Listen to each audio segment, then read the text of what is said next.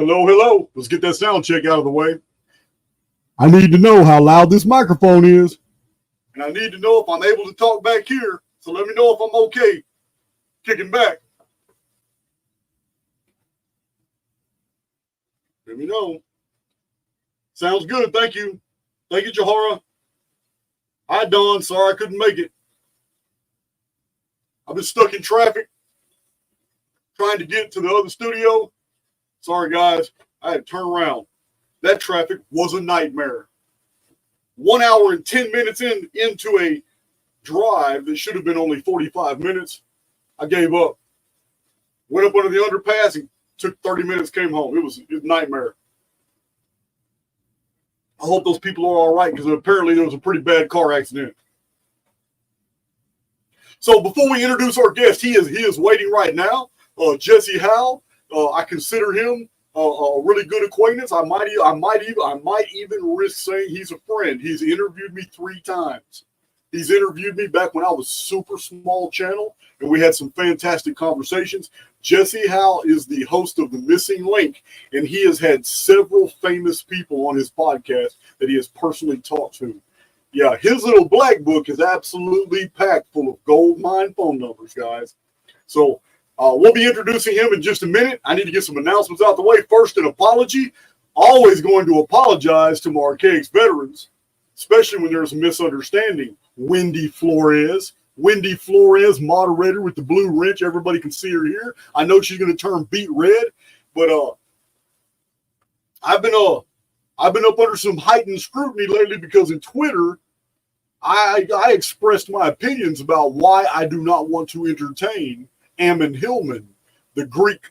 They say he's a classicist with a PhD. I don't know, but you guys already know from the beginning of Archaics, I am absolutely unimpressed with anybody who puts those acronyms behind their name. I have not yet seen anyone in academia who is to the level of the men who wrote the books I research.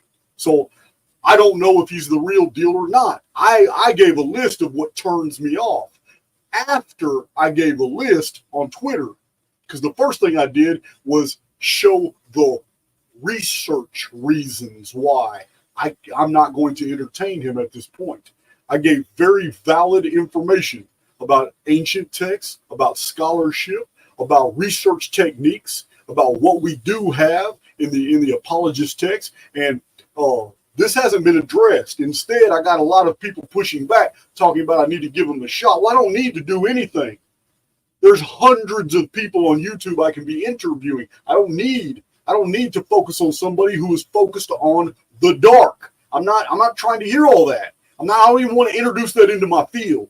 So Wendy popped in on a comment that was like 10 comments after I had already itemized all my facts, and she hadn't seen those earlier comments. So I kind of misunderstood where she was going. In addition to that, I didn't even know it was Wendy Flores, because on every other platform, Miss Flores shows her pretty face, but not on Twitter. It's some other symbol. I didn't know it was her. So I apologize, Wendy. I am very direct because I'm dealing with multiple personalities at once. I spend a lot of time on Twitter answering questions going on. Twitter's where I'm at, guys. That's where I'm at. And I'm dealing with hundreds of personalities.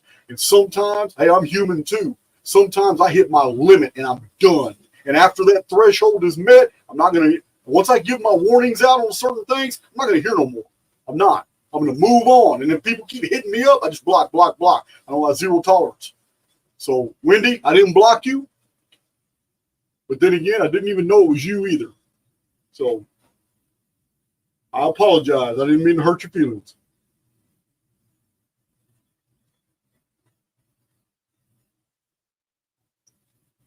All right, yeah. You guys on YouTube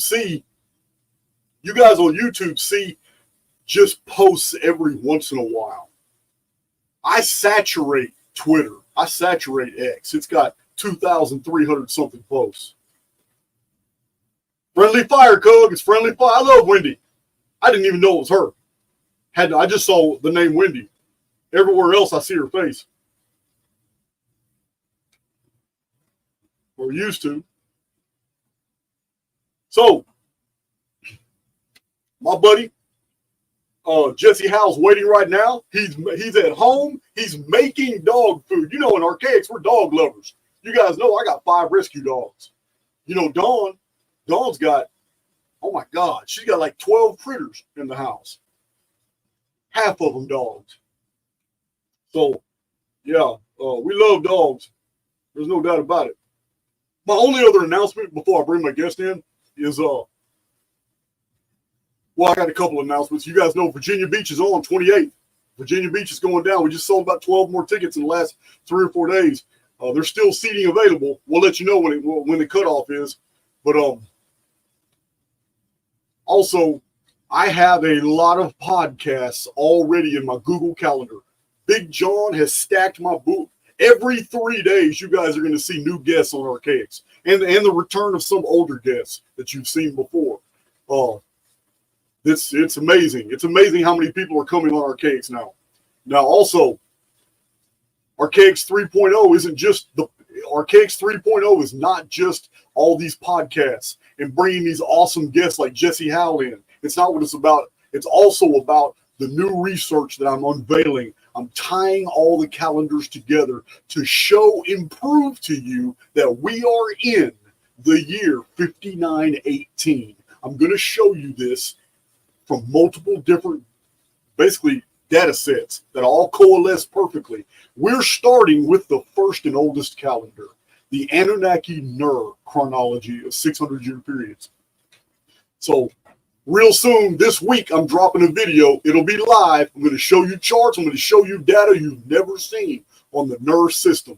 It's ancient. It was already almost extinct before the old Bronze Age period when they started recognizing a new calendar had taken over and they started documenting the Typhon Phoenix visitations. So that's Archaics 3.0. We're tying it all together.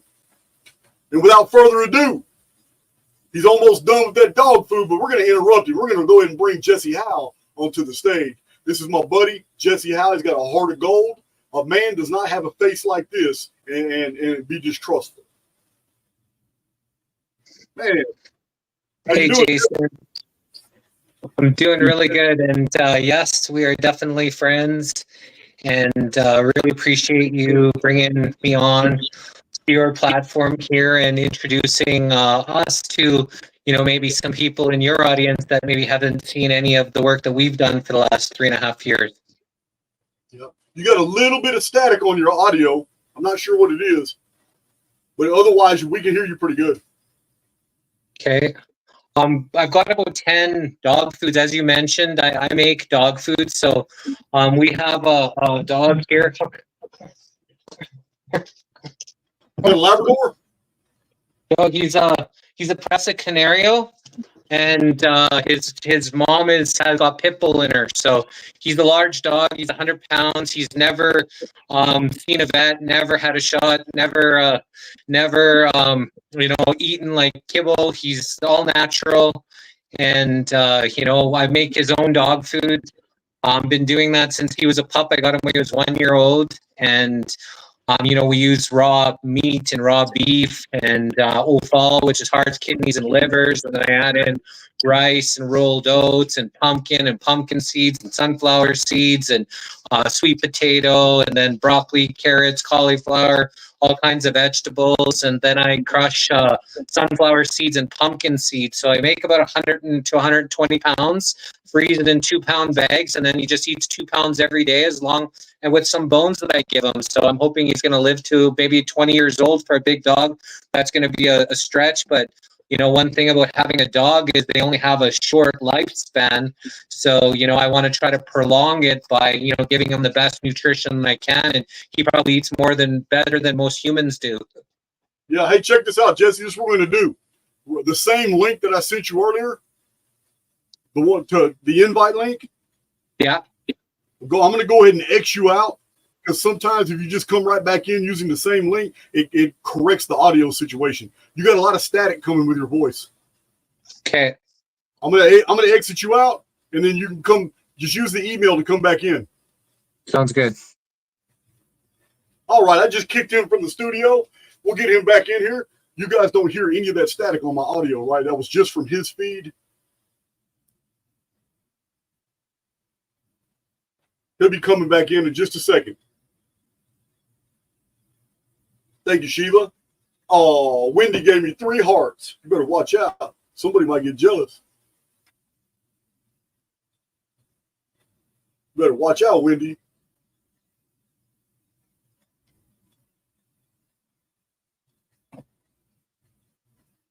There's Victoria right there.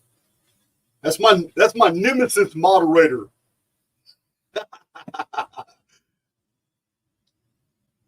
She knows what I'm talking about. Let's see.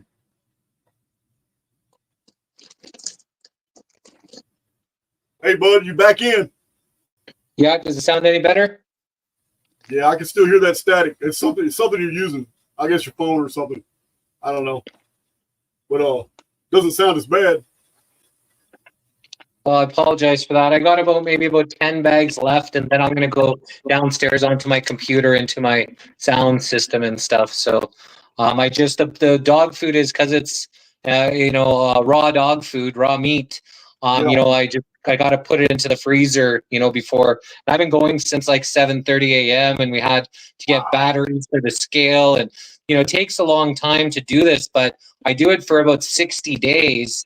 And so I only have to do it once every 2 months. And then when I go to my girlfriend's city, I do a batch there. So sometimes it'll take maybe 6 hours, 7 hours to do it. But, he's getting the best possible food that he can get. And it's going to give him a chance to have the longest possible healthy life without ever having to see a vet.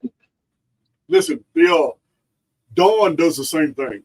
So she criticizes me, says that my dogs are barbarians. Because I live way out in the country, and I'm going to tell you now, we don't just have people. I've had strangers. Since the inception of my YouTube channel, my property has been visited 5 times by people. 4 of those times were just ordinary people just showing up, and you know what? It was nothing. I had to escort them away. Sometimes my POA, the Property Owners Association, they'll contact me and say, "Hey, you got a weirdo up here over here by the truck stop holding up a cardboard sign that says Jason Brashears," because they know the general area I live in. So listen, man, this is 5 times my property's been visited now. Only 1 time was it people that had some pretty bad intentions, and I posted their pictures on YouTube. I show them black hats, black t-shirts, black backpacks, both of them wearing khaki pants. Both of them looking like they're up to no good. Then they ended up paying me a whole lot of money just to take their pictures from my surveillance system off of YouTube. And I had showed all that. I showed every bit of it on YouTube. They met me and Martin Leakey and Cheryl and Dawn at a restaurant in the parking lot in front of the owner. He was there too, the owner of the Texas Longhorn Steakhouse on Interstate 45. And they gave me a lot of money to take their pictures off of YouTube. But it's anyway. Yeah, I've had some weirdos show up out here, but my dogs don't just protect the property from people. Way out here, we got pigs real bad. And if you don't know anything about pigs, I have gardens. Those pigs will tear up everything in the gardens. Those pigs are terrible. They're good eating, but they're terrible. So, are you talking about the wild boars? Oh yeah, they're all over Texas. They're all over this area. I live on the very edge of Sam Houston State National Forest. And on one side, but it blends into the swamplands on the north side of Lake Conroe on the other. I'm not even really in Willis. My address is Willis, Texas, but it's really not Willis. I'm too far away from Willis. I'm so far out in the country. It's just my mailing address has the nearest town, Willis. So it's but my dogs, they are wild. I have a half pit, half red heeler. And her name is Bella. She can leap a 6-foot fence like a hart, like a deer. None of my fences can keep her in. She comes and goes, just comes and goes. I've literally watched her when she can't clear the fence. This is a dog now who acts like a cat, half pit, that jumps to the top of a 6-foot picket fence and then stands there perfectly balanced on all 4 paws on this little rail. before she decides if she's going to jump back in the property or she's going to go ahead and go all the way over outside and come back in later. So yeah, but my dogs are wild. Sometimes they fight each other, but I feed them pork. You know, I eat a lot of pork chops. I feed them pork bones, steak bones. Every time I have ribs, they're going to get the ribs. They get all that. But Dawn, her dogs are of a different vintage. They're all very old. And it's because she does exactly what you're doing. She has like homemade dog foods, and she has to put them in the freezer. And yeah, she has Dachshunds that have been alive like 4 and 5 years. Even her veterinarians are astonished about it. They've been alive 4 and 5 years longer than Dachshunds are supposed to live. One of them is blind and deaf and still gets around the house because she's been there 20 years, but still gets around the house like it's nothing. It's crazy. Yeah, that's amazing. And, you know, if you treat the temple right, it will respond. And that's for an animal. And that's the same as for us. You know, if you treat the temple right, you give it the proper nutrition, you do proper detoxing and fasting and do things to make sure you're taking care of your temple. I truly feel that, you know, I've always thought I was going to be here till 150, maybe 180 years old. And so, you know, I feel I've been doing the proper steps to take care of myself. And I'm hoping that I'm going to be here a long time because I sure do like it here. Yeah. Yeah, well, you know, keeping the dogs healthy is good. I have these. I'm not real big into supplements. I'm not real big into all these diets and I mean, I'm not going to mention any names, but I know somebody who's on a very, very expensive diet, like a system purge. And these things, I mean, they work for other people and all that, but I'm going to tell you what works for me, Jesse. I mean, you know, I'm an ex-con. I spent a lot of time in prison. And there are times in my life when I realized that my body was not in sync with my soul. And things weren't going well for me in my life. And I had an innate ability to recalibrate and get back on the right trajectory. And the only way I can do this, to me, is I just wake up one morning and it's already firmly in my mind. I'm going to drink me a cup of coffee, but I'm not going to eat anything all day. And I'm going to go the whole day. I'm going to go the whole entire day without eating. And the next day, I'm going to drink me some more coffee. And then I'm going to eat something like a succulent, something that has almost no substance, something on just a couple of bites, just to get the matter in my body, because I understand that the human body is fantastic. And I know that the peptides within our body are able to replicate the very things that we need. We don't have to take in all these new nutrients and vitamins through all these supplements. Our body can manufacture them by will alone, but you have to give it something to work with. You got to give it a little bit of matter. And the best way to do that is fasting. It's a system purge. I don't even do it for religious reasons. It has nothing to do with religion. It has everything to do with those times in my life when I find out I'm overwhelmed and I need to recalibrate, and little things are starting to get under my skin, and it's not the fault of other people. It's my own fault. Something's not right within me. And the way to smooth that out every single time is to go 4 or 5 or 6 days with no food. I mean, you got to have the liquids, and they're necessary. But what the body does by the 3rd day, it begins to cannibalize. And when it cannibalizes, most people don't realize that what fasting is really doing. It's isolating everything in the entire body that can be eaten, and yet the body will still be left at its maximum potential.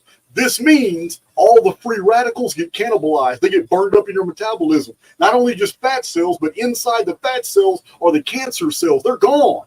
The body eats all that when it cannibalizes. So, yeah, some of my health, I just hardly ever get sick, ever. It's my health is due to these periodic fasts I go on, and I do not schedule them. They have everything to do with my intuition when I feel like I need to do that. So I don't know why I just shared all that with you. We're talking about dog food. Well, a few things. Like I do lots of fasting. I started my first fast almost 30 years ago when I was 21. I just turned 50, last October. And my first fast was when I was 21. I did the master cleanse where I didn't eat anything for 7 days. I just drank water with a little bit of maple syrup, lemon juice, cayenne pepper, and you just drink that for 7 days. And then the eighth day, you drink orange juice all day to get the vitamin C back into your system. And then the ninth day, you start eating. So that was my first fast where I was 205 pounds and I lost 50 pounds in 10 days. I was still playing basketball and active and all that kind of stuff during it. And then when I started to eat again, I gained 20 pounds back. So it was net 30 pounds. And I did this master cleanse fast probably 8 or 9 times over the years. I've done 3-day water fasts where I just drink water for 3 days. But one thing that you mentioned about the cancer cells. So I interviewed a buddy that I went to played hockey with in junior high school, and he came on to the Missing Link to share his story that he was diagnosed with stage 4 cancer, and they only gave him a couple months to live. And what he did was he went on a 30-day water fast where all he did was drink water for 30 days, and then he's been eating raw organic fruits and vegetables ever since. He doesn't eat anything cooked. He doesn't eat any meat. And that was 12 years ago. All the cancer's gone. They gave him a couple months to live, and he treated his temple right. And he believes that cooking his food is really bad because of the oils and cooking, and especially with all the seed oils and crap that they're cooking food with these days. But that was 12 years ago. And he was able to save his own life by taking it into his hands, not allowing the medical mafia to tell him how he should, pop his pills to get better, Yeah, good. It's a good description, the medical mafia. Hey, do me a favor. Are you able to push your phone a little bit further away from you?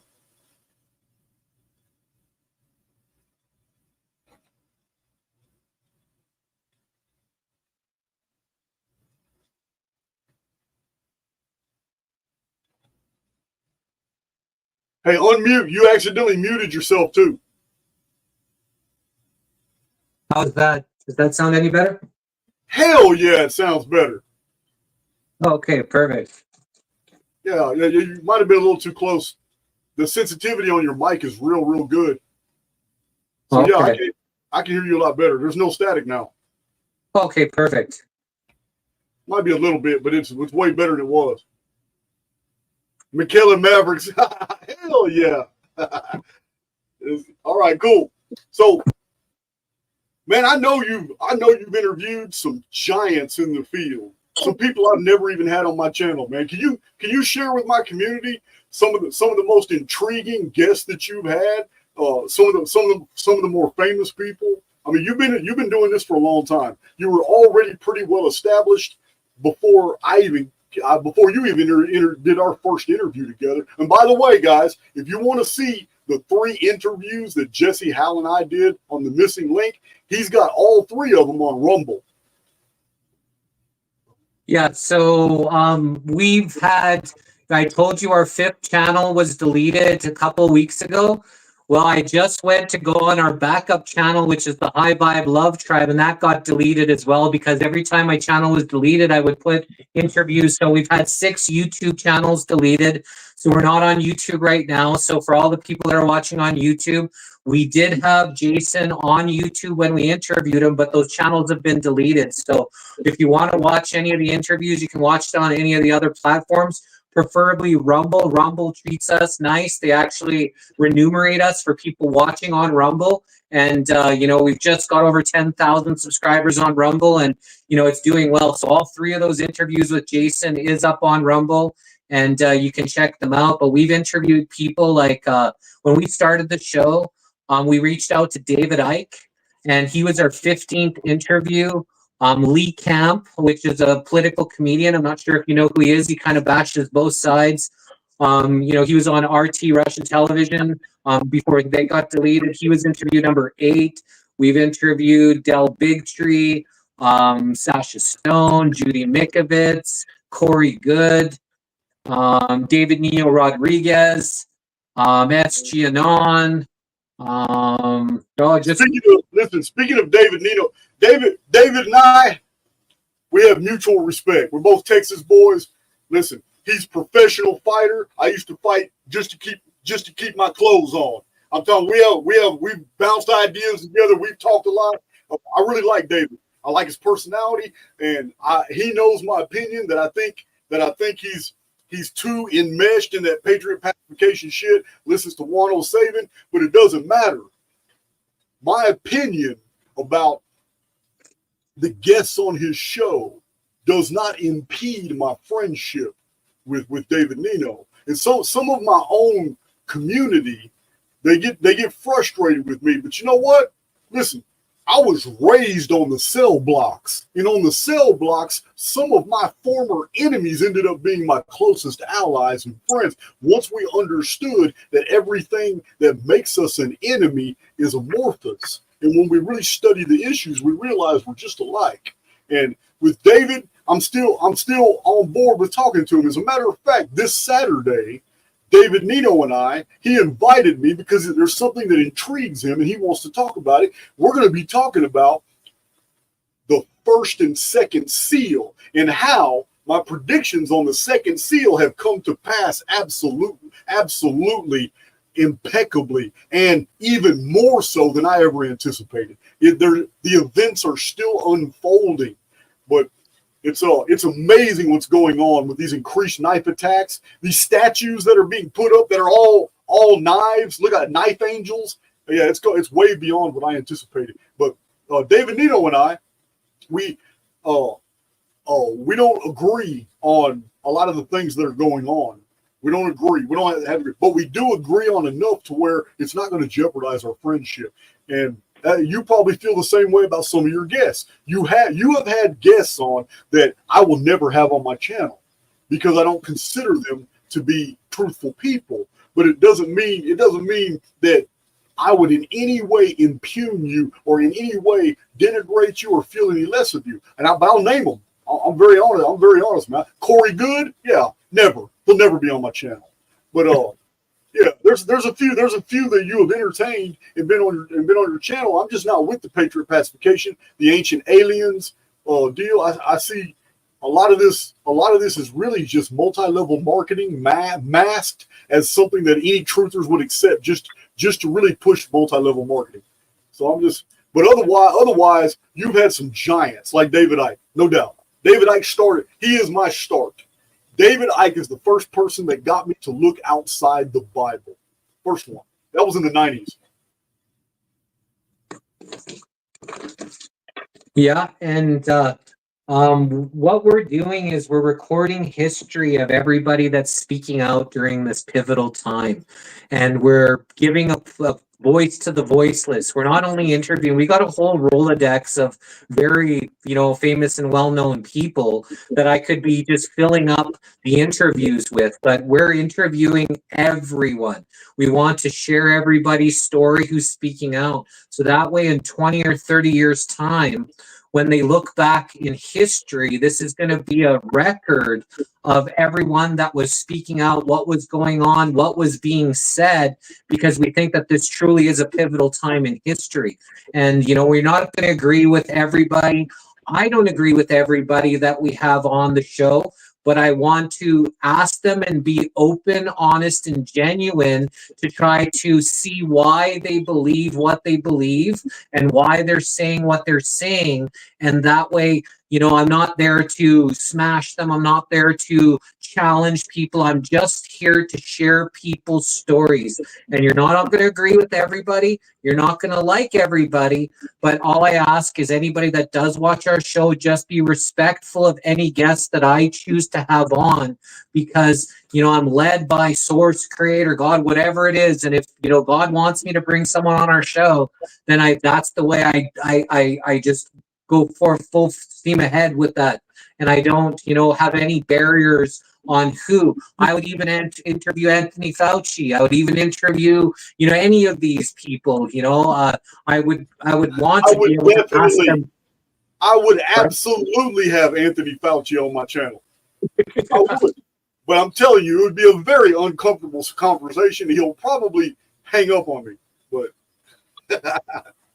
Yeah. And that's, I like to ask the questions, like when we had David Icke on, and that was at the beginning of our show, I got hammered for having him on, and he's this, and he's controlled up, and he's all this and all that. So I just asked him like real questions, things that you don't hear people asking him. Like I said, have you ever been asked to be in a secret society? And he laughs, and they're like, they know better than that. And I'm like, well, how come you're allowed to speak when everybody else is getting censored?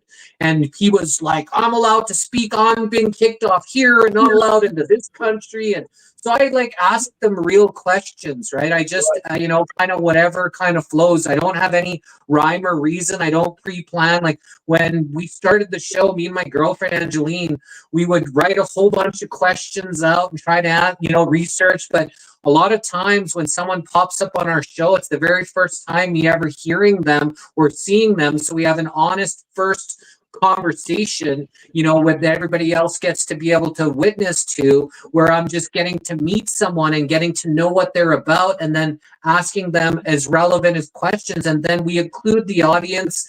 We put up all the comments onto the screen, and then I try to ask really good questions so the audience kind of feels part of the show as well. It's not just two guys talking me or two people talking me, interviewing, where the audience gets to feel a part of our show. And I kind of like the format, that we've been able to do. yeah, I guess something else. But recently, I mean, he and I probably will never talk. There's just something there. He cited me in his latest published book. He cited a little paragraph about my research on simulation theory and all that, and that's all good. But it's, I don't know, man. There's my future on YouTube is questionable. I just don't know. Now, my future on another platform, 100% solid. I can see all my stuff migrating to another deal. But recently, I kind of criticized some people on Twitter. I don't take any. I have no take backs. If I said something in the past in a comment, then I'm gonna honor. I'll apologize later, but I'm gonna honor the spirit with which it was said. And I was frustrated at the time because I'm steadily seeing people that I formerly kind of looked up to. And it's like, wow, man, you guys are really, really stuck on all this stuff instead of just feeding your communities valuable information. And I see David Icke has kind of just separated himself from the core material that made him so famous and popular. So he's got some genuinely spiritual, really good stuff. I've quoted him many times. But when you follow him on Twitter, it's almost toxic. He just spends all day long calling out politicians. I thought we were already past that. I thought we already knew they all signed the contract. All politicians, before they're even allowed to have their name on a ticket, they have already been confronted by the controllers, and they already have handlers with little tiny hats on. I thought we already moved away from that. It's just every day, all day, calling out all these people. And I see Robert Seifer doing it too. Robert Seifer's out there he's steady. Well, he does it from a different perspective. He's always correcting this racial, this woke narrative that's out there. He's steadily on it. And then who else was it? It was David Icke. It was Robert Seifer. The one who got sued for the Sandy Hook deal. I don't really follow him. Who is that, man? Jones. You know what I'm talking about? The kind of big guy got sued for billions of dollars for saying Sandy Hook was a psyop. Oh, Alex Jones. Alex Jones. I don't know why I always forget that guy's name. I don't know. I really don't follow him, man. It's not my. I'm into chronology. I'm into history. I'm into mysteries. I'm into spiritual material. I just hate the politics because it's all fake. If we're going to quote the Paranormies, it's all fake and gay. So it's and I'm not disparaging anybody. I'm just saying I'm quoting the Paranormies. There's some other guys I like. But yeah, man, it's like you follow these these names, and it's like, wow, man, you guys are coming unhinged on the political stuff. It don't even matter if it's Democrat. It doesn't even matter if it's Republican no more. They're just the same. They're just two different wings on the same evil, no good carrion creature bird. It's no different. Yeah, politics is dead and voting is extinct. All that, none of that applies. I thought we'd already moved away from that, but it seems like maybe a whole bunch of people haven't, or maybe there's a narrative in place where we don't accuse the really guilty people, but instead we accuse all the people, the really guilty people, are using as a front, and we just steady focus on them. All these politicians, all these actors and actresses. I just get sick of it, man. The polarizing completely detracts from any true study of ourselves, where we're going, who we are, what we're doing here, and it gets sickening. But that's what I'm seeing, and I'm seeing it across the board. Everybody's finger pointing. Everybody's finger pointing all these shills and all these politicians and rulers of WEF and NSA and CIA and FBI. Everybody's like they're really the problem. They're all just following orders. You know what I mean? They're not even the problem. So it's just, yeah, it's crazy. I'm ranting. You mentioned, you see David Icke posting a lot about these politicians and things, but do you think that maybe it's not even him that's doing the post, someone that's just in his team, that's just using his name and his account and just kind of going by his? I can't. I see him. Let me explain why.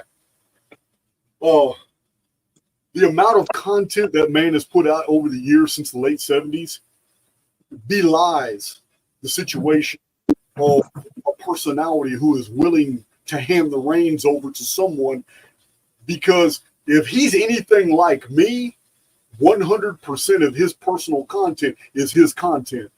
I have an Archaix team. I do have an Archaix team. I have one that goes through the books, through the finances, and that's not Dawn. That's a whole different lady, a friend of Dawn's. She's going through those finances like a fine-tooth comb. Dawn is on top of basically the business. She is amazing at what she does. We have a merchandise girl. That's 3 people right there. But I have Big John. Big John is like a research consultant. I give him books to look at, to take pictures out of, and to find interesting things. But Big John's also taking over more responsibilities on podcasting. He's literally creating my calendar now to free up more time for Dawn. So here's 4 Archaix employees right there. Not one of them has anything to do with any content anybody in my community has ever seen. I am 100% in control of all dialogue, of all video, the clips, the AI footage that I use for jokes and all that. 100% of that is all me. I do it all because I assume 100% responsibility. And I, like David Icke, we have pet peeves. David Icke is very similar in this vein. We cannot stand to be misquoted, especially if somebody's trying to push an agenda and use our words to do it. So no, I can't see that David Icke is not. If you see it on Twitter and it says David Icke, it's going to be him. It's going to be him. Okay, good to know. Do you think the same thing about Musk? And what's your thoughts about him? Because he's an interesting, polarizing figure. He's been saying a lot of the right things. Who did you say? Elon Musk. Oh, Elon Musk? Oh, no. Elon Musk probably has an entire think tank. There might be 12 people on board. Each member of that think tank is probably the head of a subsidiary think tank. Elon Musk is an operation. He's not an individual. Elon Musk is 100% a social engineering control apparatus. There may be a puppet called Elon Musk who is shown to the public, but the whole Elon Musk deal with SpaceX and the underground tunneling and all this stuff, believe it. This is 100% a intelligence apparatus that's been set up to guide affairs. And believe me, X and Twitter aren't what you think they are. X and Twitter were specifically designed so they can find out, identify, and locate all the dissidents and everybody who's a free thinker out there. Believe me, it's a well-planned trap. I don't know when they're going to spring it, But that's what X was designed for. Yeah, to find out who's who in the zoo. That's right. Yeah, we've been I've been kind of awake and aware to what's going on for 30 plus years. Researching, wanting to change the government. I was, kind of when I got kicked out of my house at an early age, I, kind of got adopted by the streets and all the rough and tough people that I knew. I was like, we need to take over back the government. And, so this has been going on for 30 years that I've been kind of rattling these cages and not following the rules, living outside of the box or outside of the cage or whatever it is that's been going on. And, with Musk, we've been obviously looking into him and researching him for a long time. And, we thought that he was, or said that he was a CIA plant. And on his Wikipedia, he used to say he was an actor. So I'm not sure if it still says that, but that's what his Wikipedia said maybe like 10 years ago, that he was actually an actor. So again, like how you said, these are a stage. Everybody is just kind of playing their part. And the people that we see visible and public aren't the ones that are the shot callers, aren't the ones that are pulling the strings. These are like long line of bloodlines, whether it's the Orsinis and the Aldo Brandinis, the Pesurs. These are like long list of bloodlines that you don't even see them on the Forbes, the wealthiest people, but they don't want to be in the spotlight. And right now, the spotlight is being shone upon, these dark underground secret societies, these tunnels. So, we are in a pivotal time in history, and I always have faith that the light is going to win, that God's going to win, that we're here for a reason, and that reason is to stop the destruction of the earth, is what I think. Yeah, it's definitely frustrating. I don't like getting into it. I mean, you can't miss it because it comes up on your feed. I'm like on Twitter. I don't even follow but like 37, maybe 40 different accounts, because the more you follow, you just get all this trash all over your feed. And I don't want to absorb all that negativity and all those energies. I don't want to hear it, man. But it's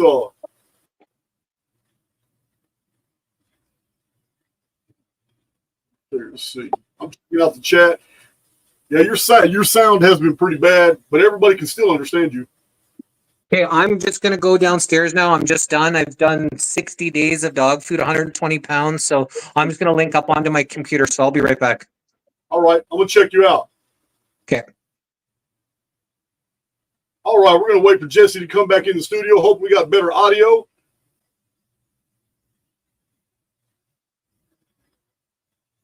I'm glad you guys keeping it respectful in the chat.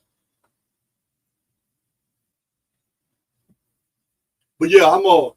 I just don't want to entertain a lot of that stuff. It's what's really unfolding around us is so interesting and intriguing. I can fill videos up with just that. We don't need to entertain all this stuff. Who cares what's going on socio-politically anywhere? We already know. We already know what it is, and we already know that nobody's really out there pointing the fingers at who truly set all this up. Who's financing all this? Yeah, you can't talk about it openly on YouTube. I mean, it's the absolute truth. If you want to know who your controllers are, all you have to do is identify the people you cannot openly talk about. It's over with. That's it. It is the perfect litmus test. I don't have to name them for you. So it's just the way it is.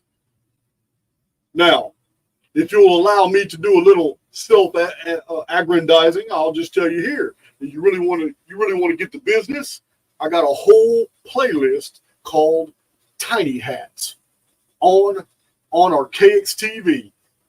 And one of my moderators can put the Archaix TV in there. I'm telling you now, it's not free. All this, almost 200 videos now. Or no, excuse me, it's way over 200 videos now, are all on Archaix TV, which is on the Player platform. It's out of France. Yeah, guys, I'm I'm not done. I'm about to upload a whole lot more videos to Archaix TV because I gotta start migrating my material. I'm going to stay on YouTube as long as they allow me. Let me tell you something. I'm not worried about it. I'm not even worried about the day I leave because I'm going to instantly appear with about 600 videos on Rumble, Odyssey. I'm talking about it'd be almost overnight. We're already set up for it. But yeah, Archaix TV, $5.99 a month. You ain't got to pay it every month. You can pay $5.99 and then sit there and watch 250 something videos and then not pay it and wait for us to upload a whole bunch more videos. Pay $5.99 6 months from now and watch all the new stuff. Do it how you want to do it. Do it how you want to do it. But I've got hundreds and hundreds of hours of just me on there. But Danny's got some compelling stuff on there too now with her John Dee series, Isaac Newton series. She started going off, but if you're really into the medical stuff, her herbalism, the holistic healing, and all that, she's got like 30 videos on there too. And so do the Cremies. Cremies have all kinds of philosophical videos on there.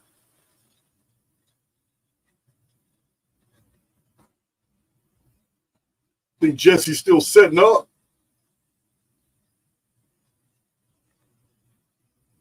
Let's see. I believe my next guest this week. I know my next guest. I'm terrible at. You know what? I need to see emails. I need to go to my email real quick. Let me tell you what my calendar looks like. In between these, we'll be doing a bunch of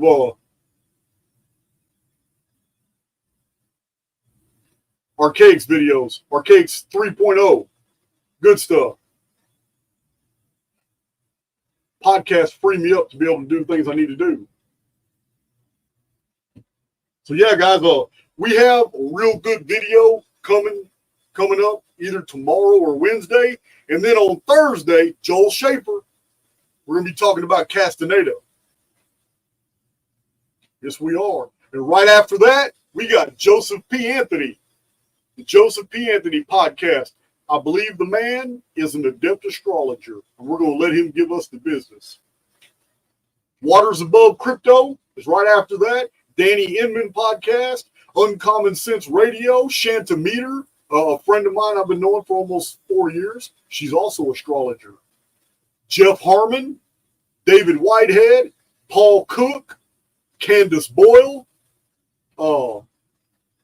Michelle Melendez. We're going to be talking about Lahaina. We're going to be talking about what really happened in Hawaii. Chief Ironbush. I know some of you guys know that name. Chief Ironbush got a pretty sizable following on Facebook. Gary Wayne, Genesis 6 Conspiracy. He'll be coming on the channel. So will Dale Holmes. There's more. And a lot of invites were sent out. We just haven't scheduled them all.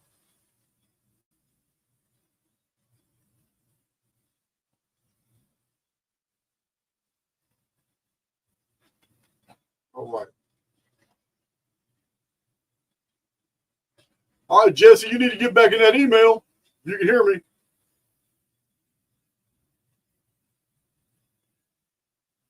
Thank you, Wildwoods. Catch up on my chat now. I got Affy. Affy's coming on. Affy Hussein. We're going to be talking to her.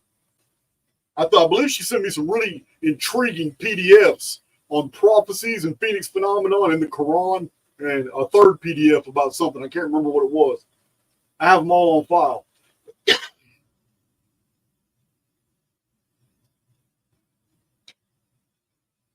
Face diaper, he bailed. Yeah, man.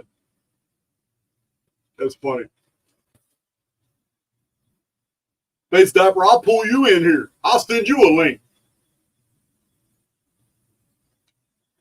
Yeah, don't get me wrong, guys. I can do a live video, and I can in real time pull you from the chat section and send you a link, and have you straight up appear on the screen If you guys think that's if you guys think that's a good idea, and you want to come on Archaix and just ask me questions right here, we'll do a whole live video maybe tomorrow or something, and we'll just take questions from the chat. But in order to ask me the question, you got to come on the screen. I'm cool with that. I got the way to do it right here. I'll start picking victims. Lacey goes, do it.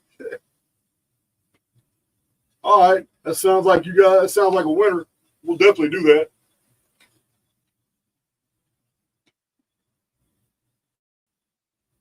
Definitely do that.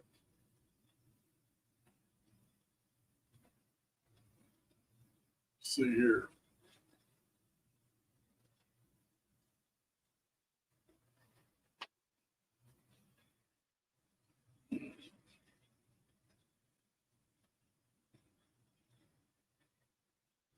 Let's see.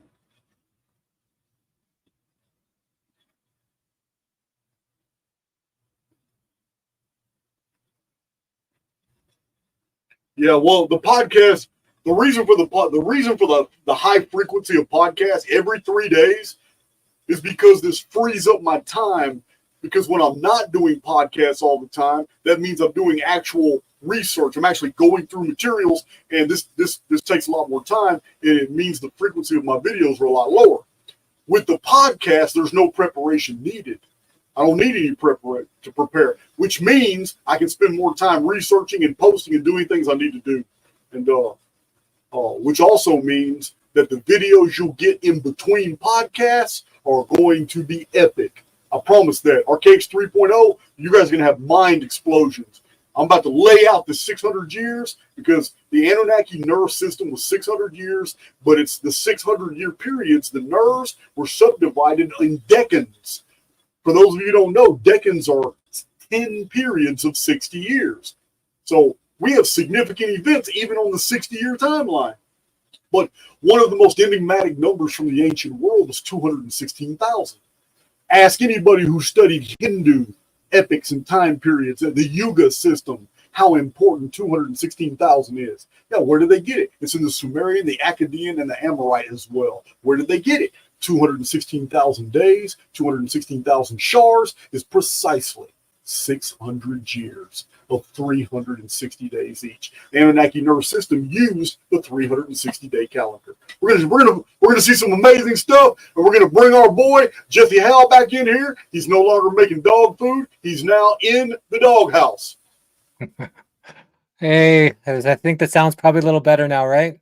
And the sound is fantastic. Sounds good. Sorry about that. I apologize for that. Well, you inspired a fantastic idea, and we're going to give you credit. We may even call it the Jesse Howell Show, even though you ain't got nothing to do with it. But yeah, we're going to go ahead and do a live probably tomorrow or the day after that, and I'm going to be taking questions from the chat like I normally do, but instead I'm going to be bringing them on. They're going to pop up on the screen to ask me the question. Yeah, awesome. And what we were talking about before is that, they keep people polarized. They want people divided. They want people, to pick sides. They want people against each other. And the only thing that they're afraid of is a unified front. And when people stop attacking each other and start coming together as people, and then that's when we can truly make a difference here. Yeah. I have a theory as well. I have taken criticism. Mostly it's from new people. I've never seen their names before, but it's things like, if you're telling the truth, how is it that they even let you stay on YouTube? And the only real answers that I have for that, because I don't know. I mean, the only real answers I have for that is one. My first strike was because Max Egan and I did a video called Reset Cities of the Deep. They gave me a strike and they took the video down just because it had Max Egan's name in it. So I don't know if you've ever interviewed him, but he's a very polarizing individual. So they shut down his PayPal, his Stripe, his bank accounts. Now, no bank will. I'm talking about. Tell me how unified the enemy is when they're able to do all that. They shut him off of almost every platform, and the only reason he's on BitChute is because the CEO of BitChute and he are personal friends. So, yeah, so he's been kicked off everything, but he's a personal friend of mine. I've entertained him 3 separate times. And when he comes to the United States, he always has a place to stay. He can stay here at my place in Willis. I got extra bed and lamp and nice cozy AC. He's welcome to stay here, and he knows it. The invitation's already been given. He's taking us up on it. He can stay at Dawn's, but he's a good guy. He's a good guy. He's just, it's almost like he's on the run. But yeah, man. My answer for that is this, Jesse. We're no longer living in a world like we lived in the 1940s, 50s, and 60s, when there were still nations that were against each other. Now, every single nation in the world is now a captured operation. And all the military police operations that we've done in the last 50 years aren't even what was really happening. We did not invade Libya and kill Gaddafi for the reasons that we posted. We did not go in there and kill Saddam Hussein and his sons for the reasons that were the official reasons that the government put out. We did not kill Osama bin Laden and then show the world the proof in a cartoon on a digital aircraft carrier over a digital ocean, watching a digital coffin splash into the water. No, the entire world is a captured operation. That means it does not matter what you say anymore. Censorship is only going to draw unnecessary attention. They're at the point in their power now where they already own and control everything. Let them talk. True power comes from the ability to ignore the truth when it's thrown at you. That's true power. And they have that 100%. And in my model, I absolutely believe that there is an apparatus available and there's a timeline that does away with this. Because humans can't do it. Humans can never come together and overthrow this elite apparatus because they've been doing it too long. They are the descendants of people who have already done it in the past, who themselves are a part of ancient families and lineages who did it in ancient times. We have underground facilities that go back thousands of years, and we have no idea who occupied them. We have islands that are documented by private citizens that are not found on any map, and different governments claim those islands don't even exist. You follow me? The controllers are already all powerful. They don't give a damn what you're saying on social media right now. They don't care. There's a difference though. In Archaics, I attack concepts. I'm not like some of these guys that get their channels axed out because they're giving up personal pronouns, names of individuals high up in corporations or high up in governments. I don't care about none of this shit. I don't. I'm always attacking concepts and phenomena.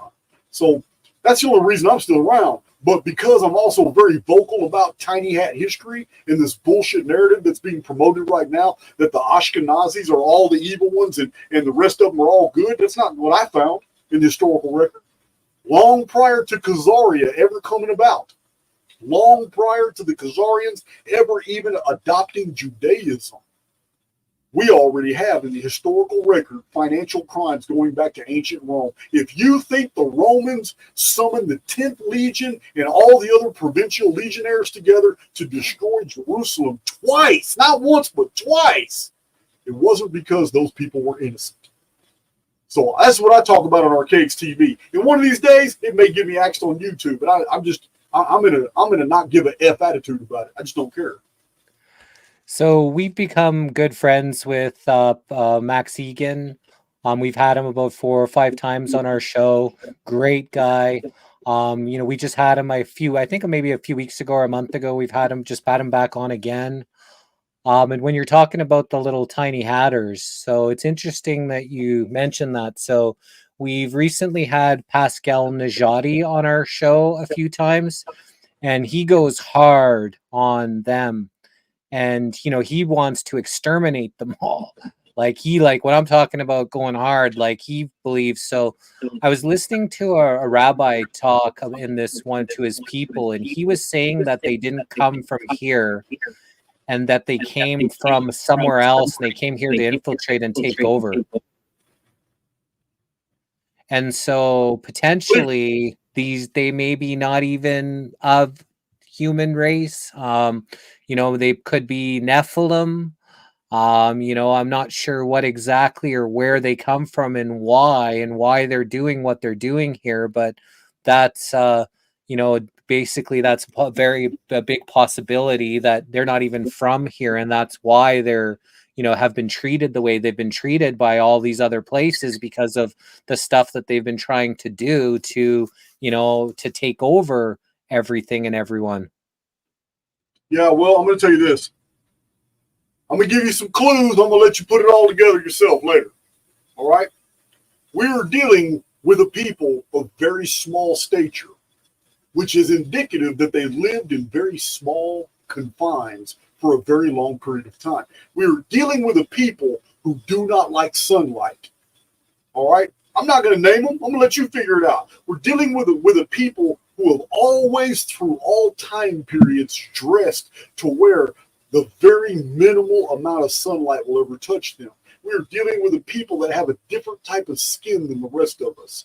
Their hair is a protective covering that literally blocks out a lot of sunlight. Their hair is not straight at all.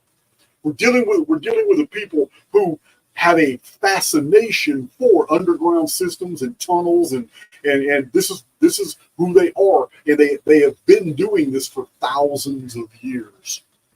This is who they are. These people have networked for at least 2,000 years all throughout Asia, the Middle East, and Europe, and they are the main financiers of every major event in European, African, and Middle Eastern, Mediterranean history in the last 24 centuries. I'm talking about, I could tell you the standard version of the Crusades, and you and I can agree that this is what we learned in school and in a lot of just regular mundane secular books.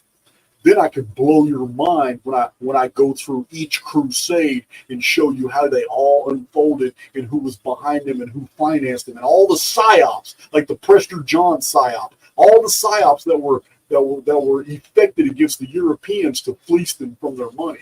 I can tell you the Civil War. I can tell you a whole new version of the Civil War that would blow your mind, and it would put these people into context. I can explain to you why for 13 centuries the Russian people fought these people, kicked them out, always ostracized them, did not allow them to come in. And when they did, they had to get them all together, escort them right back out over and over and over. I could quote for you from Benjamin Franklin, Thomas Paine, George Washington. I could go through several of the founding fathers of America and give you quotes that you've probably never heard before. But they're all warning the American people that if you ever let these people in your country, your Constitution will mean nothing. Somebody say, I'm telling you, man, this is what I talk about on Archaix TV. I'm not going to talk about it here. I'm not going to talk about it right here on YouTube. But I'm literally telling you that all the way back in ancient times, there was a race in the underworld who was working against the people on the surface world. Yeah, over and over and over. And sometimes they were described as leprechauns, trolls. Sometimes there were little knobby-kneed, bent-over, hunchback, bearded, black hat-wearing little leprechauns and trolls that hid under bridges and charged you a tax just to be able to cross a river. Listen, these stories go deep, and they're metaphors for what was really happening. All these Pied Piper and these children's crusades and all these kids that came up missing all throughout history, and then these elaborate stories were created as a cover story so Europeans wouldn't figure out what was really going on. Yeah, man, I can't even talk about it on YouTube. I'm out. I got a gag on, but you know what I'm talking about, man. Now, are they demons? Are they Nephilims? Do you believe in space, that there's, ships that are coming from other galaxies here? Like, what's your thoughts on what I believe, these I believe, entities are?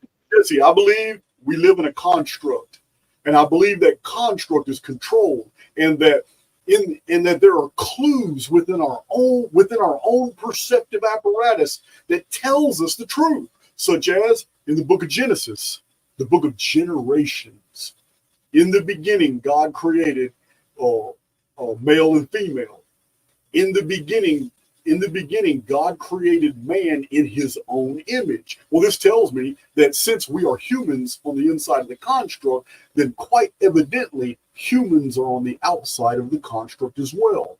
And if I can agree that humans must be on the outside of this experience, and that they're observing, controlling, and in some way measuring events going on the inside, then that means there is a period of time in the future when I'm going to return back to the outside, because being in the inside means that I'm out of place. My origin is outside of this experience, not within it.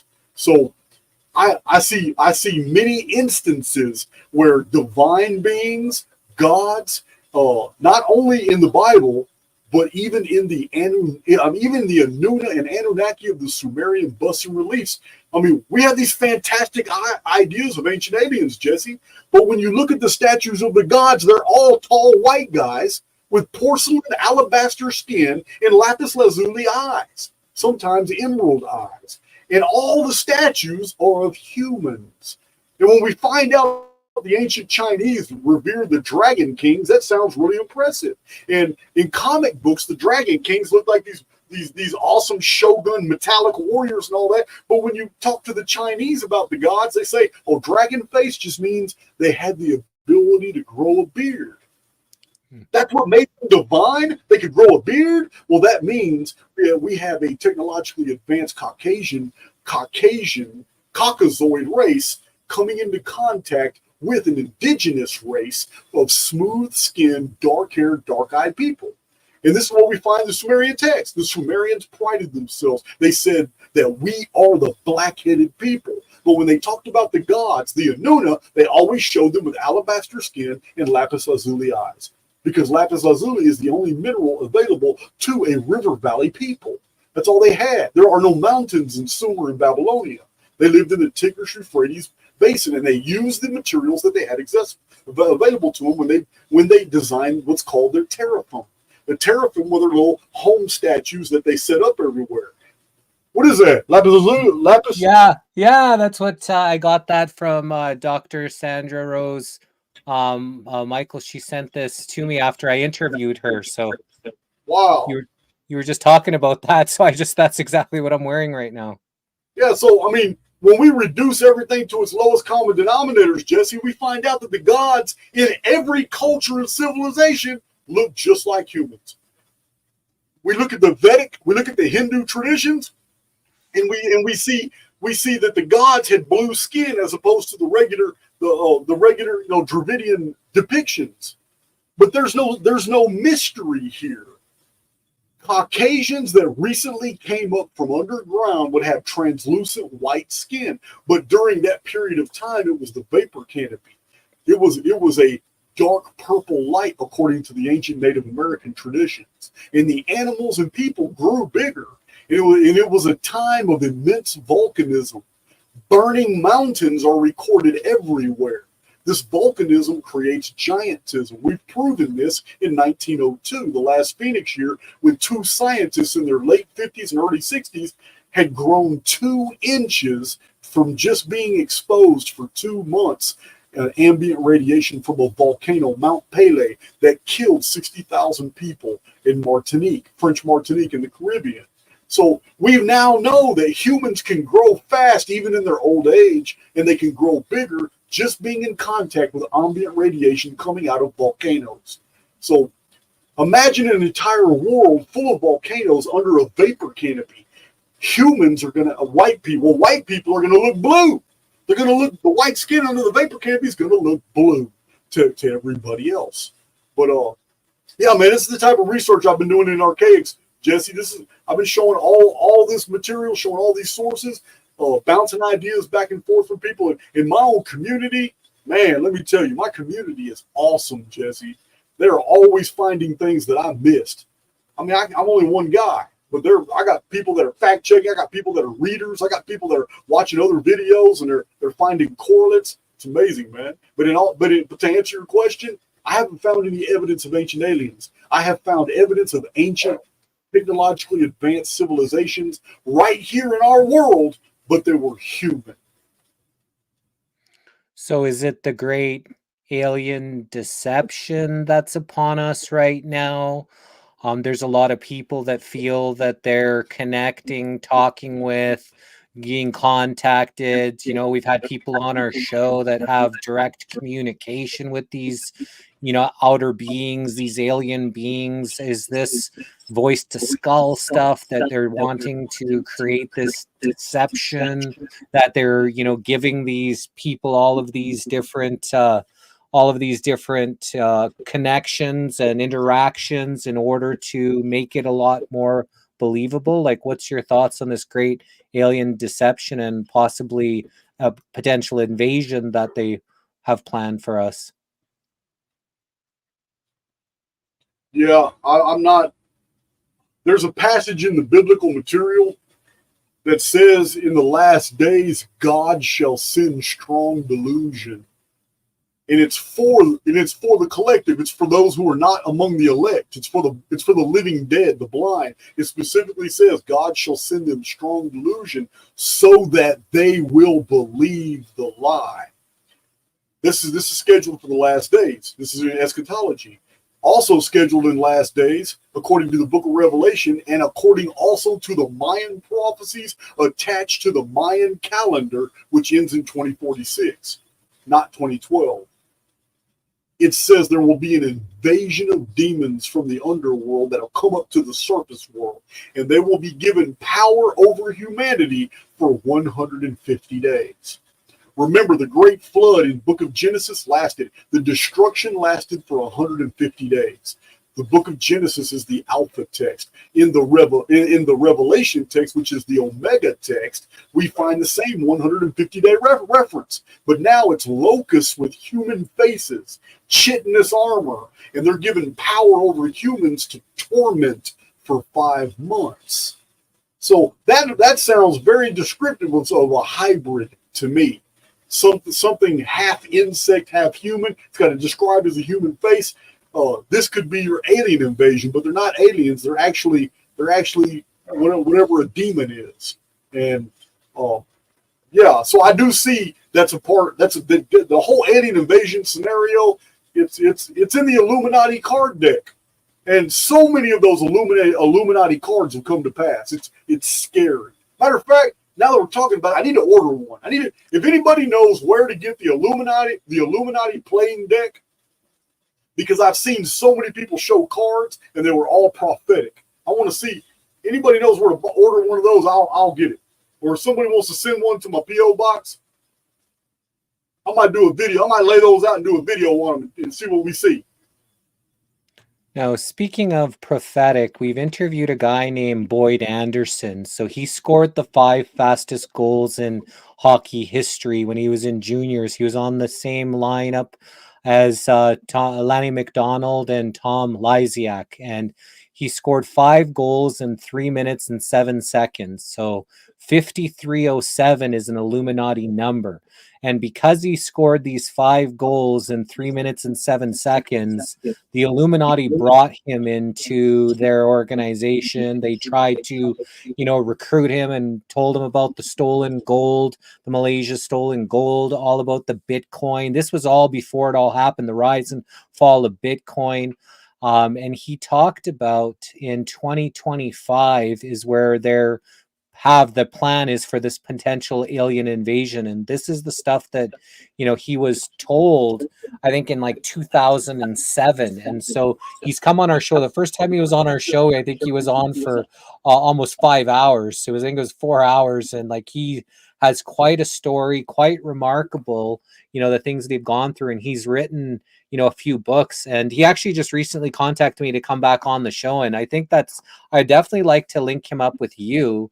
I think that you'd have a great conversation with him about, the stuff that's gone on with him and his world. And he doesn't buy into the Q bullshit. He doesn't buy into the, Trump bullshit. He doesn't buy into any of the stuff that, they want, people to, believe that hopium stuff. But what do you know about Operation Trust? I got a whole Archaix TV channel about it. So that looks like what's being played upon the people right now? Yeah, that's Jesse, that is such old news in my community. They all know.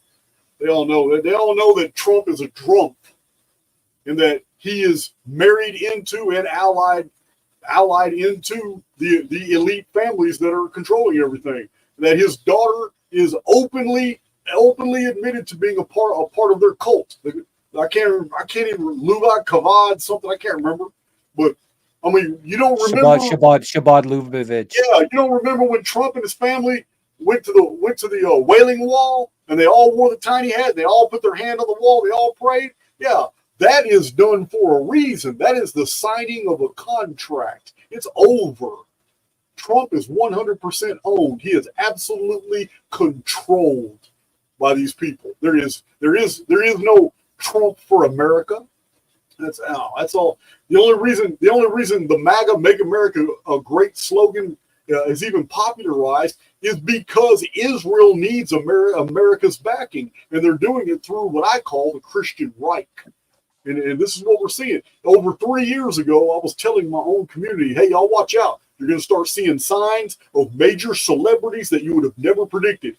Talking heads, pundits, politicians. You're going to see a lot of people that you would have never expected suddenly convert to Christianity and start pushing it. I said this 3 years ago. I said this is the rise of the Christian Reich. And I also said in my predictions videos that at the same time, you're going to see the controlled collapse of the leftist Democratic Party.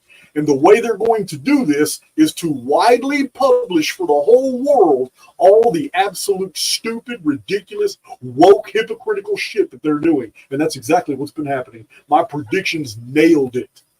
It's become so prevalent in daily media that most people don't even know that the world was a very different place 3.5 years ago when I released these predictions videos. Totally different place, but it's all come to pass. Just like the knife stabbings, all these things, every bit of it has come to pass because this is a script. I'm not a prophet.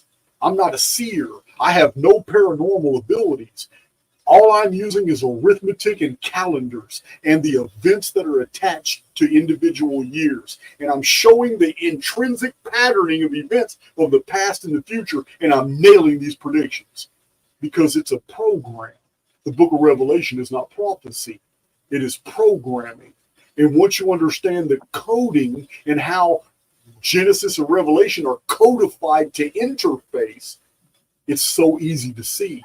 The playbook is laid out. I've got multiple videos on the playbook now. Now, the Schofield Bible, have you talked much about that and how they've changed things for people to believe that, they should be supporting Israel? Yeah, exactly. I know. The Schofield Bible, I saw that early on. That was really pushing the Judeo-Christian, version, the interpretation. I didn't like the Schofield Bible too much. I went through the commentaries, but at the same time that I had the Schofield Bible, I was in prison. I also had the Finis Jennings Dake Bible, and that Bible is impressive. He talks about the pre-Adamite world, shows the destruction of where in the Old Testament you can find passages that talk about the destruction of the pre-Adamites before Adam and Eve, all that narrative. The Finis Jennings Dake Bible was the most impressive study Bible I had ever come across. So Schofield didn't impress me much because I was introduced to Jennings Dake first. It's more comprehensive, and it doesn't focus on the Jew first and the Gentile second. Also, I have translations right here of the Mofat Bible, and the Mofat Bible is very different as well. It doesn't push all that Judeo-centric shit. It doesn't. But what about the Ethiopian Bible? It has a lot of the apocryphas, a lot of things that are talked about that. Yeah, the Ethiopian Bible is not. It's not a hard sell to me. I mean, most people don't realize there was the largest Jewish community in the entire world in the third, second, and first century BC wasn't even Palestine. It wasn't even Israel. The largest, highest concentration of Jews in the entire world at that time was Alexandria, Egypt, where the library and all the international Mediterranean banks were located in the 300 years before Christ. That was the largest concentration of Jews in the world, and was for a long period of time.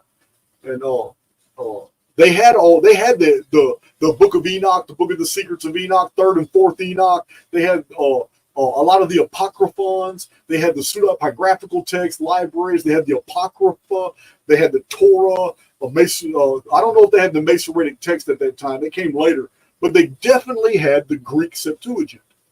Because this is something I cover on my channel, Jesse.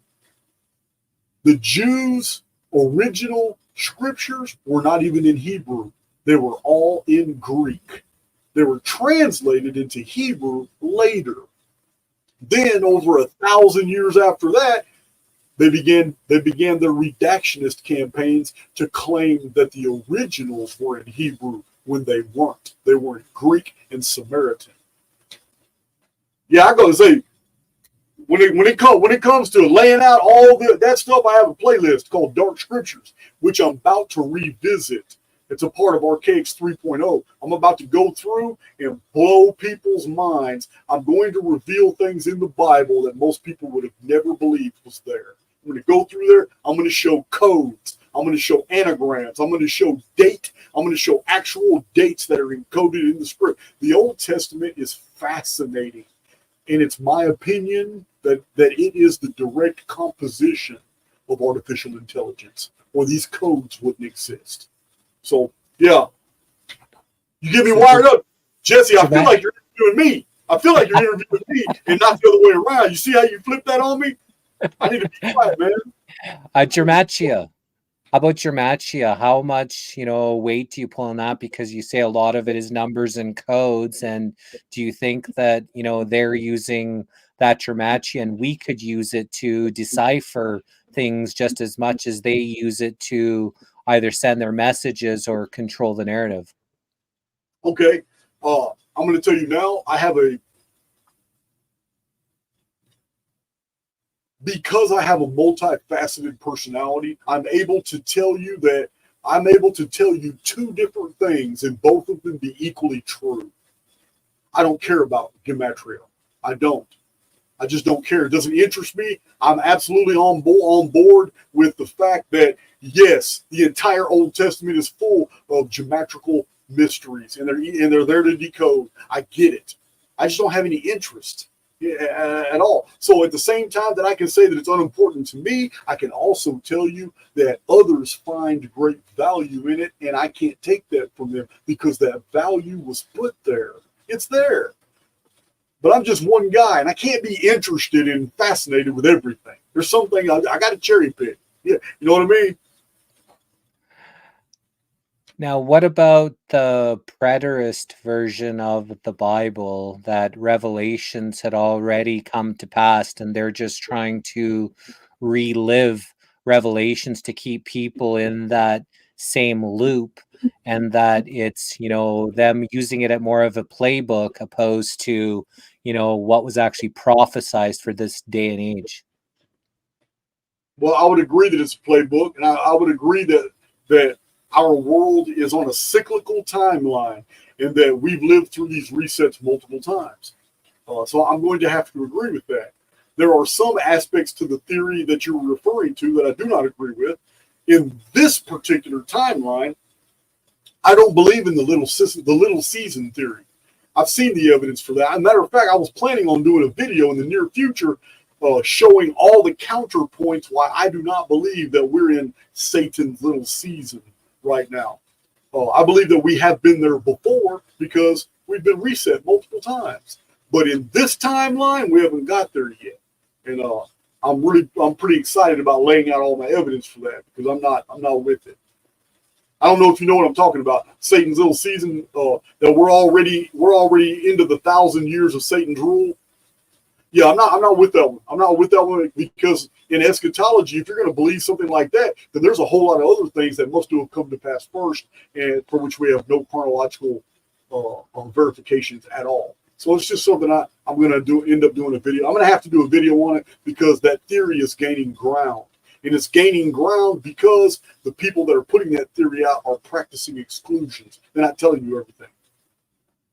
We've had people come on our show and said that, Satan's season came to pass. I don't know which year they said exactly, but it was come and now it's God's time. And, they really believe it's, that season is over and it's time for Earth to flourish again. And I don't know if it's just the hopium and they want people to, feel that we're headed in the right direction, but I have a hard time not wanting to be optimistic and not feeling that we're all here at this time for a purpose. God brought us all here during this time, to make a difference, to be the change that we want to see in the world. And I think that this technology, us being able to chat to people all over the world and uncover all of these mysteries, I think it's for a reason. And I think that, we're all going to benefit, through it. I really don't think that we were put here to go through a lot more suffering than what they're trying to say is going to happen.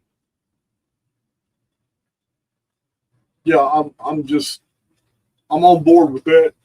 First of all, I think we get caught up in the fact that over and over and over, people get caught up into this idea that they have this responsibility to save the world. And when you check that box, you get everything that comes with it. You get the frustration, you get the pressure, you get all these things, because once the construct, which is a reactive medium, once the construct realizes, oh, you're here to change the construct. What do you think the construct is going to do as a reflective medium? It is going to reflect back as circumstances the very things that you projected, that you believe the construct is doing. So if you see darkness, you're going to experience it. If you feel that something is nefarious, it will become nefarious for you. If you feel that there are vast networks of groups out there that are working against you and your family, you will find out very quickly that situations will emerge in your life where you will be given evidence that there are indeed networks of people out there gang stalking you and cyber stalking you and working in counterproductive ways against your family and your business and your lifestyle. These projections are extremely dangerous. I believe, Jesse, that you're an immortal soul. And I believe that as an immortal soul, you're a pilgrim, you're a prodigal son. You are here to learn. You are here to basically remove the dross so that the purity of the silver soul can move through the construct unimpeded until you make your exodus. That's what you're here for. You're here to learn, make mistakes, and do all that in a controlled environment because you have a much better future waiting for you. Another level of construct that will give you new experiences, new ways of thinking, new special abilities, all these things that you would have never dreamed of in this restrictive medium. The restrictions are not imposed where we're going. And yet we've probably already been through many of these before. And in each one, we learn more and more. We accrue all these experiences. And the pattern break is totally misunderstood. The pattern break between these experiences, we call it death. And we call it a bad thing. But I believe it's absolutely just the opposite. And it's during those pattern breaks that we remember every other life we've ever lived, every location we've ever been to, and we're back where we are in the real reality, understanding where we're going. And that all of this is a part of the oversoul's training to put us where we need to be in the eternal cosmos. Because if God is eternal, then God never stopped creating. And if God never stopped creating, there's always going to be more worlds for you and I to explore. Always. 100%. And I think that's why they make people so afraid to die, so they don't truly get to live. And, when you know that you do live forever, that life is eternal, and that this is just a training ground, a stopping ground, whatever this is here, then you can truly experience it to its fullest, opposed to, being restricted and how you flow through whatever this dimension is. I agree. 100%. 100%, man. So what is your I got a good question for you here, man. I was gonna start, but we started talking about dog food. But the question I wanted to start the show with was, look, man, you've already interviewed some fantastic guests, many people that we all know by name and have heard before. But what was your most disastrous podcast? What guest did you have on that the whole podcast just went the wrong way? I know you had a story. You gotta have a story. Man. Yeah, there is one. So I love people, and I love, hearing whether or not they have crazy stories that, most people won't even be able to fathom.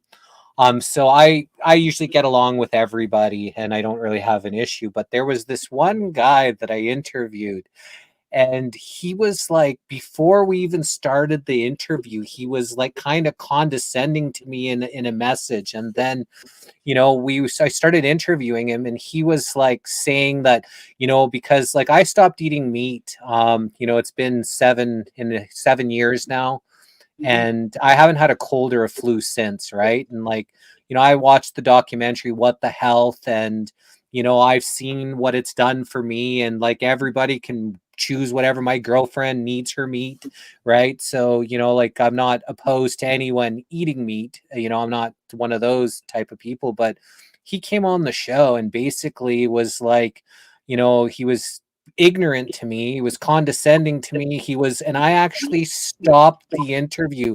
I said, I can't even deal with you anymore. And I never had done that before, and I actually had to cut the interview short just because he was being such a jackass to me.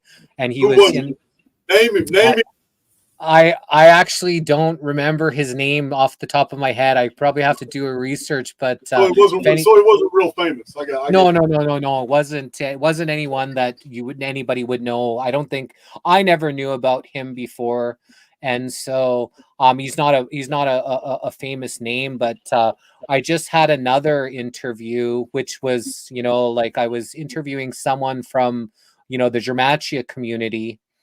And I was basically, challenging a few things. And then one of the leaders of the Germachia community wanted to come on to the show. And then he came on the show. And then he was like, he started like, again, being like, he like was condescending to me. And, and I was like, you know what? Like, you come on here being disingenuous.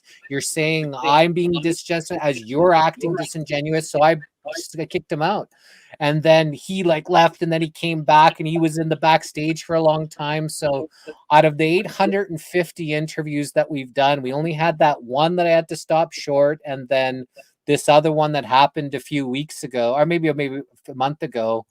But that was quite interesting. And then I've seen someone in the comments just mentioned Santos Bonacci. We just had him on for the 3rd time.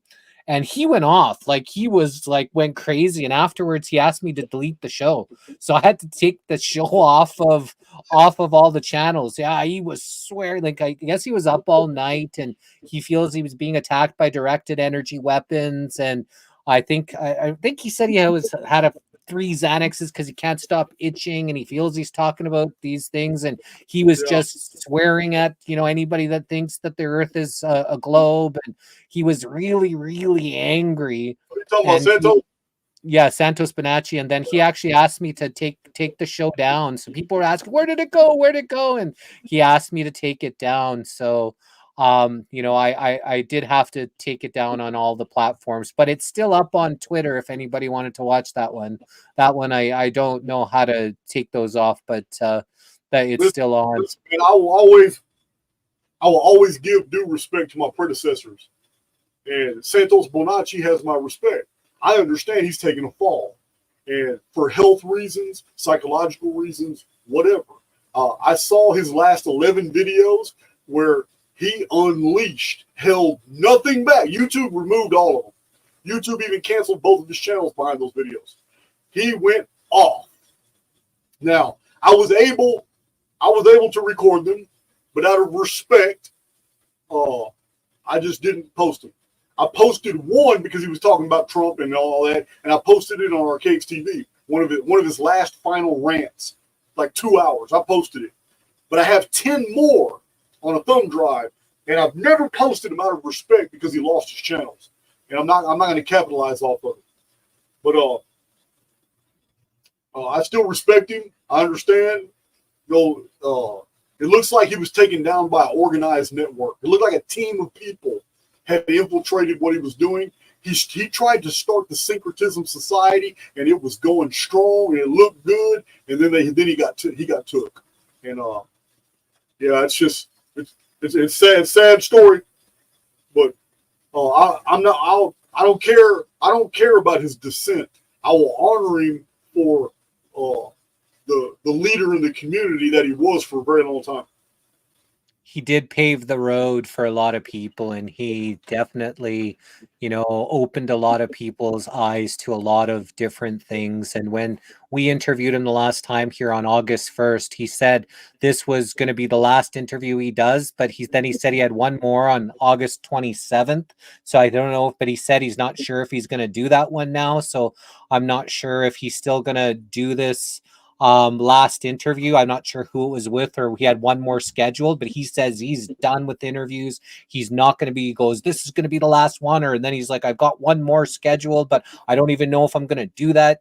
And so he wants to live alone. He's really frustrated with people. He loves his horse and his animals. He wants to be in seclusion. He wants to be away from people. And I think he really needs to reset, recharge, get away from, all the craziness. And then maybe he'll come back, stronger than ever.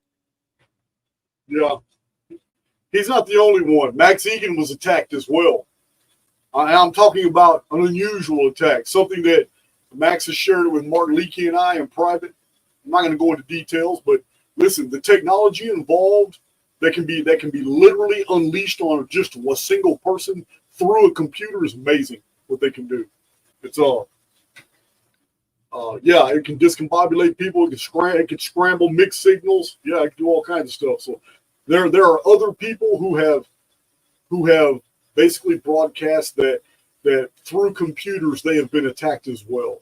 And it's one of the reasons why I just everybody knows I normally wear them. I'm not wearing them today, but I'm normally wearing my dark orange blue blockers.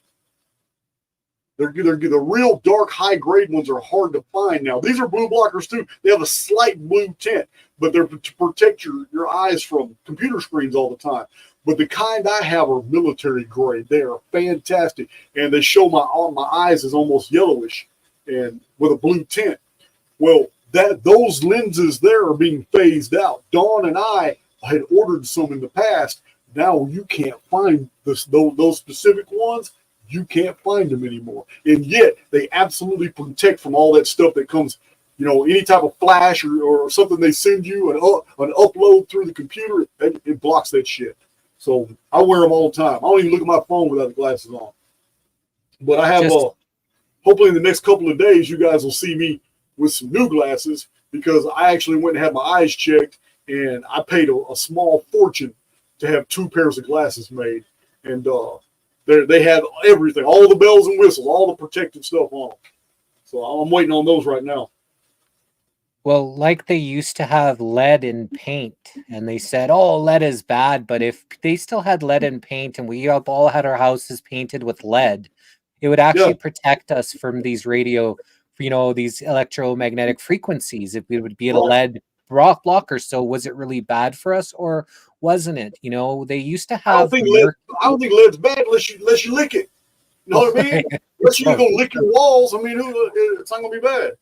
Well, same thing with mercury. They say how bad mercury is, but didn't they have those balls that are on top of buildings that were filled with mercury? And because of whatever the ether, they made them spin and it created energy for the building. So all these old world structures that you see with big balls on the top, apparently there was some type of energy in there, but yet they told us mercury is bad, for us, but yet they'd be willing to inject that into people, because isn't that Yeah. part of what they're putting in? It's so bad for people, but they can put it into you. It's really bizarre what how they say. But what about like the Dicinian glass? Was drinking, there was this Dicinian glass that where you could able to see things, and like the They Live from Roddy Piper movie. I'm not sure if you ever seen that, but they Yeah. had the Dicinian glass. These are type of things that are out I there. have some. You have some Dicinian glass? Oh man, let me see something. Got something here. Someone was just asking about my Twitter, so I think it's the missing link, Jesse, the missing link, Jay. We have here. Jason put all the links into the description. So if you want the links to any of our platforms, I believe they're in the description of this interview. We just had our 5th and our 6th YouTube channel deleted. So you won't find us on YouTube. We're going to create another one. We're not on YouTube right now. We just had even our High Vibe Love Tribe channel deleted. That was just today. But those are some cool shades. No, man, you guys don't understand what I'm seeing here. I'm about to show it to you because I'm going to put it on my camera. You ready? Yeah. Yeah. This is amazing. These were gifted to me at the Fort Worth meetup. And he told me they had special properties and they're very rare. And I didn't really believe him. But man, when I wear these out in the daytime, man, it's like, wow, nothing can hide from me. I'm going to show you this. See if y'all see what I see.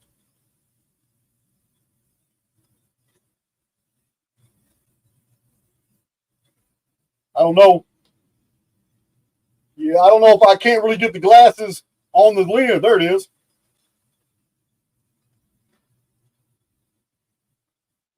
Yeah, I really can't. It's not the same effect, guys. It's not the same effect.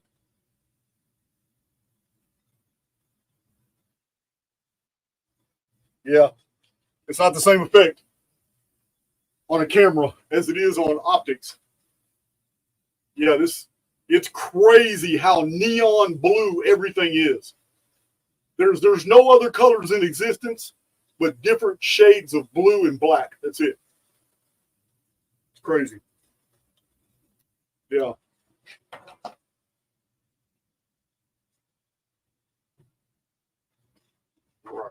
Oh, Jesse disappeared on me. Look, I put those glasses on and Jesse vanished. You know those glasses are badass.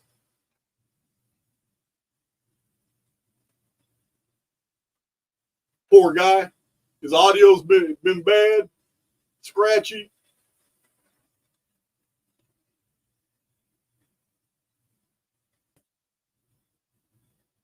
Yeah, he froze and then checked out. Come on back in. I know you're listening. We're gonna wrap it up pretty soon.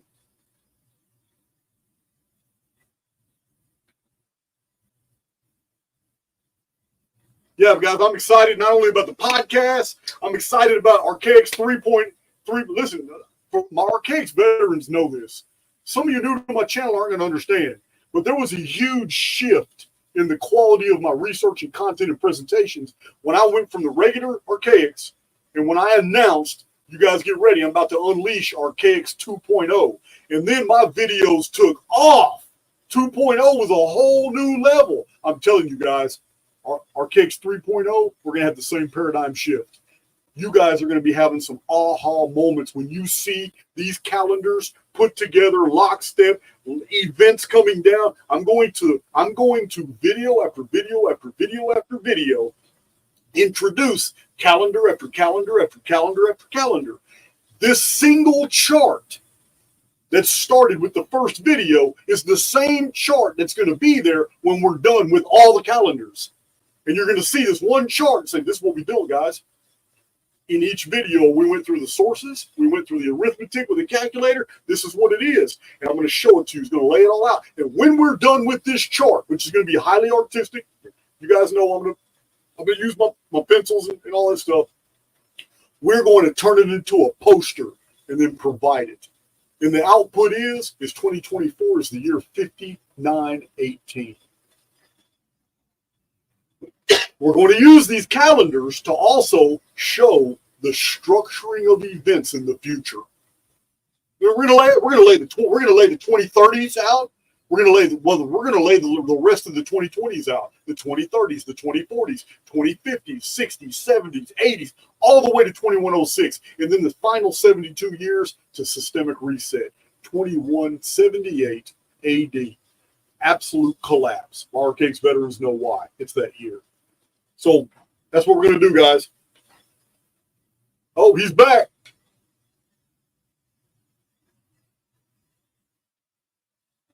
How's your audio? No audio. Oh, there we go. Yeah, I just had to turn my mic on. I have to turn it off. My computer got attacked, so I had to restart my computer. I don't know what exactly it was. Jesse, I told you those glasses were badass. As soon as I put them on, you disappeared. Yeah, I didn't get a chance to see if you showed anything, but my whole thing froze. That's all good, man. It's all good. It's all good. So I will say this: where do you see? We're gonna get close to wrapping up. Where do you see the missing link 5 years from now? Check this out. 2029, the year before 2030, when all this WEF stuff's supposed to go down. I don't believe none of it. Agenda 2030, I don't believe none of it. Now, fear porn. But assuming arguendo, that is a definitive time for something. Where do you see the missing link in 2029?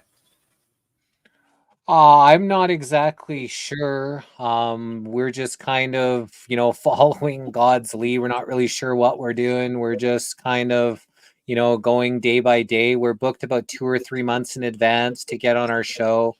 You mentioned the Agenda 2030. I wanted to say something about that. It popped in my head a little earlier, was the fact that we had someone on our show come and talk about, this Agenda, 20 that, they signed in 1992 in, Brazil or whatever it was. And she was saying that at the time, I believe it was Brian Mulroney, in Canada here, because I'm in Canada, and said that he didn't actually have the authority to sign us on to anything like this. So it's like the conspiracy people that say, oh, the Agenda 2030, we're gonna own nothing. It's people that are giving it power is what gives it power. They don't actually have authority to sign our countries over to these type of things. But because the conspiracy theorists or realists go crazy on, putting fear into consciousness, oh, this is the way it is, we're all going to be slaves and all this type of thing. That's what actually gives it the power, not actually any signing authority that they have. So I just wanted to kind of put that out there, to your audience, that they only have power over us if we give it to them. And okay, you make a good point. So do you remember that hundreds of thousands of people bought into the bullshit Deagle report? You remember that? Yep. The Deagle report, 2025, half the world's population or 75% of the world's population will be gone or whatever. Listen, ridiculous, absolute fear point. All the projections failed. Guess what? Deagle report's gone.